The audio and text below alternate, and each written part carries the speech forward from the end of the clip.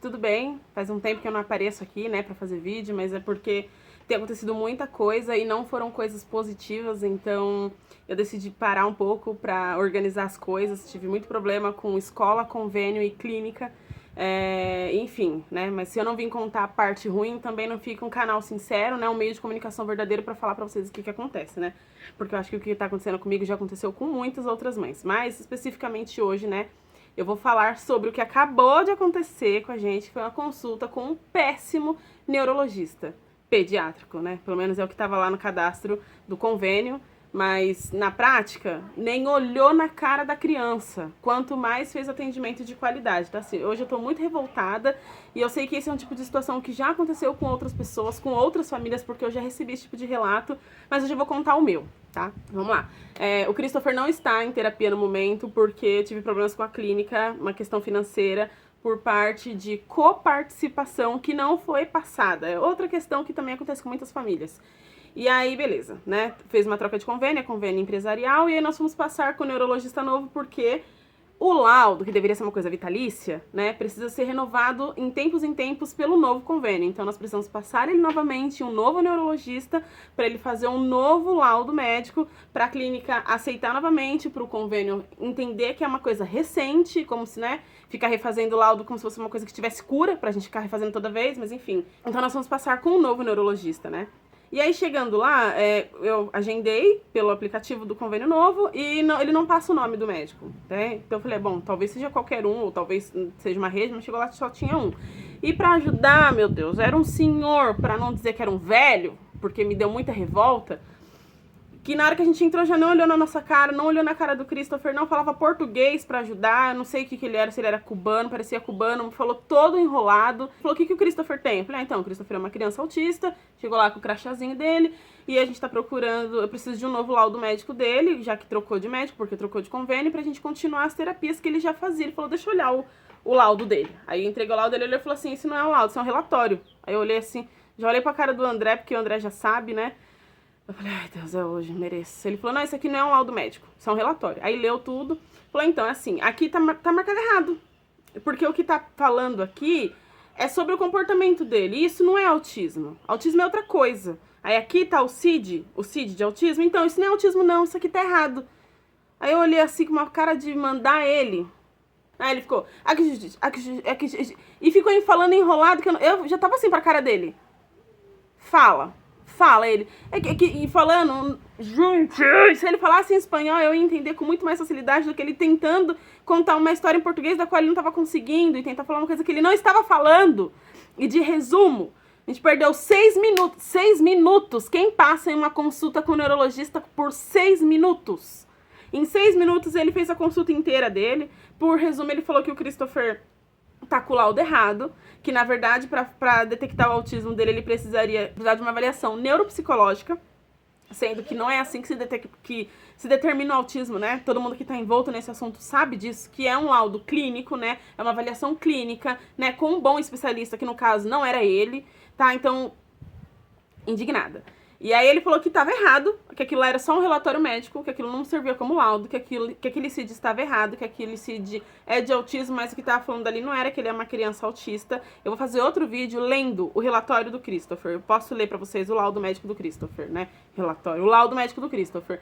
E aqui ele só determinava as horas, mas que ele não poderia fazer um novo laudo, nem determinar as horas, porque ali não bate com o autismo. Pra ser autismo mesmo, autismo, precisaria de uma avaliação neuropsicológica. Da onde ele tirou isso, gente? A avaliação neuropsicológica é pra gente determinar outras comorbidades. O autismo, ele é uma questão comportamental do indivíduo. É um conjunto de comportamentos, de dificuldades que ele apresenta que entra dentro do critério do autismo. A avaliação neuropsicológica serve para outras coisas, que nem no caso do TDAH, do TOD e por aí vai. Entende? Então, aí, 6 minutos perdidos, ainda por fim, ele me levou na janela dele e falou assim, ó, vou te mostrar um endereço ali, e eu olhando assim, pensando, existe uma coisa chamada Google Maps.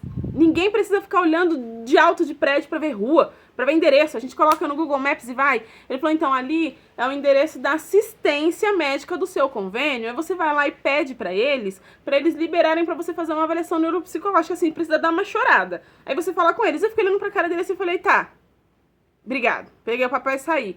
Falei, não é possível, não é possível. E sem contar que assim, na hora que o Christopher entrou na sala dele, o Christopher foi do lado. Ele já olhou com uma cara assim, uma cara muito fechada, porque o Christopher foi do outro lado. Gente, isso tem uma coisa que me dá nos nervos. É um pediatra que não gosta de criança, que se estressa com a criança quando a criança vai lá e entra na sua sala e vai do lado e mexe numa cadeira. É criança, ainda sendo uma criança autista, sabe? Que é imperativa. Não dá pra ser assim. E aí, por fim das contas, eu tinha várias coisas pra falar com ele, que eu precisava de um relatório médico novo, preciso de um relatório que tivesse muito específico, que o Christopher precisa de um acompanhante terapêutico em escola, porque eu tô com uma briga com a escola. Precisava também que ele fizesse uma nova receita da risperidona, porque a médica passou uma quantidade de receitas erradas, então a gente só tem pra esse mês. Eu precisava que ele fizesse uma avaliação pedindo acompanhamento psicopedagoga para eu poder solicitar na clínica, porque ele vai para uma fase de alfabetização. Eu não consegui falar nada disso. Na hora que ele olhou e falou assim, isso aqui não é um laudo médico, eu guardei o restante das documentações que eu tenho e fiquei só olhando pra cara dele assim. E no fim das contas, era em outro município que a gente foi, é distante pra gente, perdemos totalmente um dia, né, uma paciência por um descaso médico de um médico que se diz neuropediatra, que de verdade não tem qualificação para isso, não merece. A existência dele é desnecessária, sabe? Porque assim, o meu filho já faz o tratamento, reconheço todos os sinais do autismo nele, reconheço também os sinais do TDAH nele, então a gente já trabalha as duas coisas, entende, gente? Esse tipo de coisa, as famílias que procuram isso acabam tendo um grande prejuízo, a criança fica com atraso, a família fica com atraso, tem um gasto pra você ir, pra você voltar, esse tipo de coisa não pode acontecer. Eu tô muito revoltada, assim, eu fiz esse vídeo com muita delicadeza pra não soltar uns belos de uns palavrões. Porque o tanto que eu vim xingando a existência dele de lá até aqui, não tem limite. Eu tô bastante revoltada, assim, não é o fim do mundo, obviamente, né? O convênio é bom, pelo menos assim, não sei, eu tô odiando esse convênio, mas as pessoas, enfim, julgam ele como muito bom. Eu vou procurar agora todos os neuropediatras que tem na listagem do convênio e vou passar o Christopher com todos eles até eu achar alguém que seja ok e que tenha uma boa validação e que eu goste particularmente, né? Porque eu preciso gostar, preciso ter uma comunicação com o médico que faz um acompanhamento do meu filho, que determina tudo que a gente precisa fazer com ele. Então, assim, é isso. Eu não queria vir aqui no canal e falar com grosseria e tanto estresse, mas esse é o máximo que eu consigo vir, com a máxima de educação e paciência que eu consigo, pra falar disso no momento, assim, e deixar registrado que esse tipo de situação acontece com todo mundo, comigo não seria diferente, né?